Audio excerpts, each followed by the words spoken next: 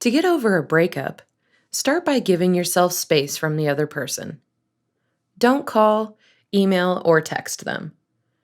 Continuing to communicate with them will make it harder to stop reliving the past. Instead, put away any keepsakes of the relationship you had, like pictures or gifts. Know that it's normal to feel pain and allow yourself to grieve the loss of your relationship.